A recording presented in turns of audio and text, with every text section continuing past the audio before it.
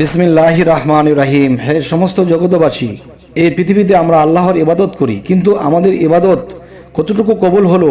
আমরা কি জান্নাতের বাগী হব নাকি জান্নাতের বাহিরে পড়ে থাকব? কি করে বুঝবো? আমাদের ইবাদত কবুল হলে আমরা যেতে পারবো, কিন্তু হলো কি না কি দেখে বুঝবো?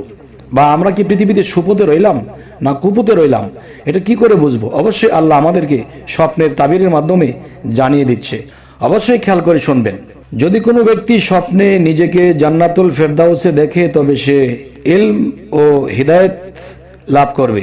আচ্ছা, যদি কোনো ব্যক্তি স্বপ্নে দেখে যে মুস্কি হাসতে হাসতে জান্নাতে প্রবেশ করছে, তবে সে অত্যাধিক পরিমাণে মহান আল্লাহ তাআলার ফিকির করবে।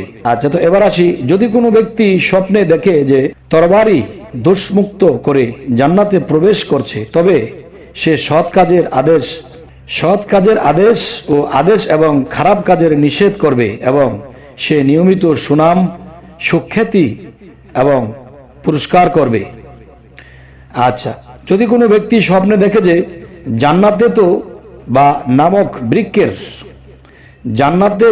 নামক বৃক্ষের নিচে বসেছে, তবে সে ইহ পরকালের মঙ্গল লাভ করবে, যেহেতু মহান আল্লাহ তাআলা বলেন, তাদের জন্য সুসংবাদ রয়েছে এবং মনোরম প্রত্যাবর্তন স্থান। সূরা আর রাদ আয়াত 29।